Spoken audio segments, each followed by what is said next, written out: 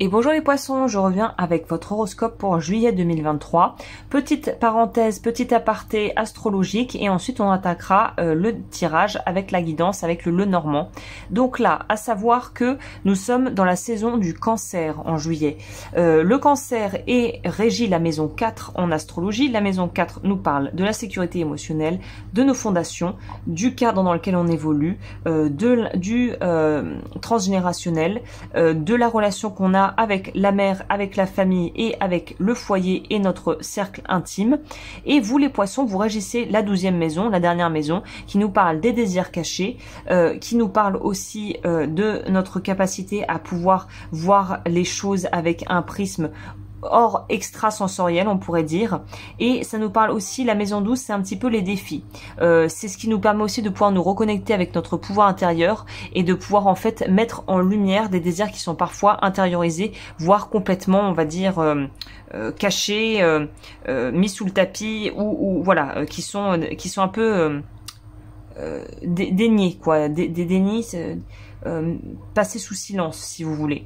Donc là, comment ça relationne? Poisson signe d'eau, cancer signe d'eau, O plus O égale un max d'eau. Donc ça peut être à la fois une très bonne chose comme quelque chose d'un petit peu un peu accablant si justement au niveau émotionnel on se sent pas vraiment dans sa maîtrise et qu'en ce moment on n'est pas dans une phase de sa vie qui est très très joyeuse. Ça peut être un petit peu lourd, un peu lourd à porter, mais en même temps l'avantage dans l'eau c'est que vous allez flotter. Donc même si on est en train de barboter dedans, on va pas se laisser couler et de toute façon j'ai l'impression qu'il y a une notion de pouvoir, vu qu'on voit comment ça fonctionne, comment ça se répond, la maison 12 nous parle de pouvoir en fait arriver à affirmer aussi les choses cachées qu'on ne veut pas voir, qu'on ne veut pas voir des autres, voir de soi-même. Donc il y a une notion pour vous, j'ai l'impression en juillet, de vérité qui est émise, qui est dite, de pouvoir en fait aussi en relation avec l'autre et mis dans des situations parfois un petit peu complexes, apprendre à mieux se connaître soi-même. Donc c'est un mois où je pense qu'il va être très riche au niveau de la façon dont vous allez en fait vous relationner avec votre environnement proche et avec votre famille. On va voir au niveau de l'archétype qu'est-ce qui sort pour vous là. Quel archétype va entre guillemets influencer votre mois de juillet?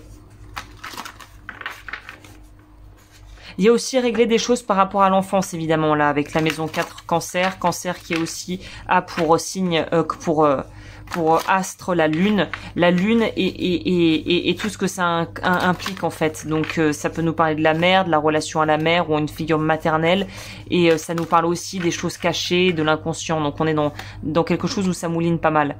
Bon bah voilà, dernier signe et on a eu quasiment que des attributs ombres pour les archétypes. Donc c'est vraiment la couleur du mois.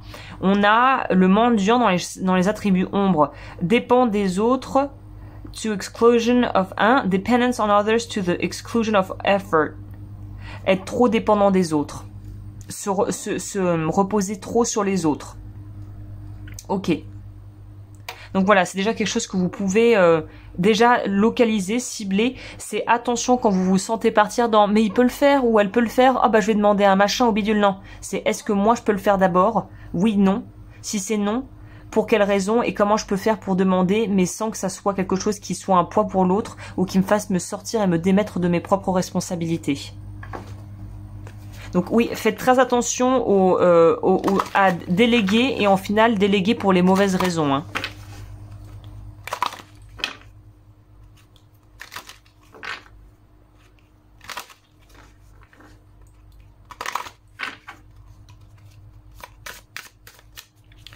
On est parti. Qu'est-ce qui sort pour vous? Je vais les retourner, on va pas se prendre la tête, ça ira plus vite. Alors, nous avons des contrats, des choses signées qui ont peut-être pris du temps à se débloquer. Oui, c'est en lien avec la vie pro ou vraiment des choses légales que vous avez mis en œuvre. Vous allez probablement avoir des réponses d'ici juillet. On nous parle de relations aussi avec l'étranger et de solutions trouvées. Donc pour moi, c'est des résolutions qui sont plutôt bénéfiques. Ça nous parle de situations qui vont... Vous voyez la lune, j'en parlais, elle est là. il y a un truc qui va quand même un peu vous stresser, mais momentanément. Donc là, on est vraiment sur une belle énergie où de toute façon, les petits problèmes ne deviendront pas des gros problèmes. Ça, généralement, on aime à l'entendre. Et on nous dit aussi que même des choses où on voudrait un petit peu vous la faire à l'envers, je pense que vous allez être assez intuitif, justement, de par cette espèce de double notion, de double signe d'eau. Vous allez être très en lien, encore plus peut-être avec vos ressentis et votre intuition. Et vous allez aussi avoir des gens autour de vous, notamment vos proches, qui vont vous permettre de vous recadrer si en fait vous commencez à partir dans un espèce de délire mental où vous partez dans un espèce de scénario très invraisemblable. Là, on voit que vous allez être recadré. Donc, les problèmes sont passagers, temporaires, et de toute façon, une résolution intelligente sera trouvée, quelle que soit la situation dans laquelle vous vous portez et vous êtes actuellement. Donc j'ai envie de vous dire, Banco, c'est un joli mois où on peut débloquer des choses et on peut aussi mettre la lumière sur des éléments et des événements passés ou présents qui bloquent la mise en place et la mise en route de nouveaux projets. Ok, on va prendre ça pour voir ce que les cartes ont à dire en plus comme message conseil.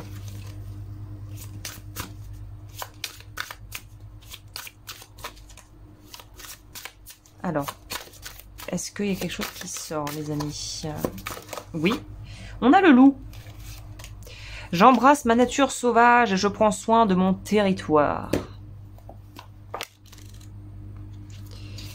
Je t'invite à observer ta nature sauvage, à te laisser porter par tes instincts, à te rappeler qui tu es et où tu vas. Je te demande d'adopter une communication plus authentique et franche, également à établir ton territoire et tes limites pour te sentir en sécurité et autonome. C'est aussi une invitation à observer ta relation au clan et à la famille, on est dedans, afin que tu puisses nourrir tes liens profonds et un sentiment d'appartenance important pour toi. Je t'encourage à vivre tes expériences plutôt que d'essayer de comprendre les choses par le biais de ton mental. Également à te détacher des croyances et des conditions sociales pour suivre tes élans de liberté. Le cristal pour vous ce mois-ci, c'est la tourmaline, qui ressemble à ça, je peux vous montrer. Oui, vous l'avez vu? Oui, je pense. Je suis le plus puissant des boucliers que tu puisses trouver sur cette terre. Je purifie et transforme toutes les énergies néfastes autour de toi pour que tu te sentes plus ancré, protégé et en sécurité. Je bannis la peur, la colère et le rejet car je renvoie toutes tes interrogations à l'extérieur afin que tu puisses te concentrer sur le positif. Avec moi, tu seras en mesure de calmer ton esprit et d'observer ce qui est vraiment important. Tu pourras ainsi développer ton autonomie et obtenir le soutien dont tu as besoin. L'allié, c'est la bergamote au niveau de la plante. Je stimule ta capacité à vivre tes émotions, à mieux les traverser et à les comprendre. Je lève le voile sur tes inhibitions afin que tu puisses te reconnecter à tes envies. J'apaise tes rancœurs et tes colères pour te sentir plus léger. Également, je libère tes blocages en lien avec ta force de vie, ta sexualité et ta sensualité naturelle. Et ben voilà, c'est un joli programme. On va voir la carte conseil aussi avec le tarot. J'aime beaucoup ces petites cartes. Oh là, on s'attendait pas à autant. Le vent tourne, une lame siffle dans la nuit, la peur contracte les muscles, la colère tord les viscères. Réfugie-toi dans la solidité de tes os et dans la certitude de ton souffle. Tu pourras distinguer l'éphémère qui doit mourir et l'essentiel d'où naît l'incessante nouveauté. Courage.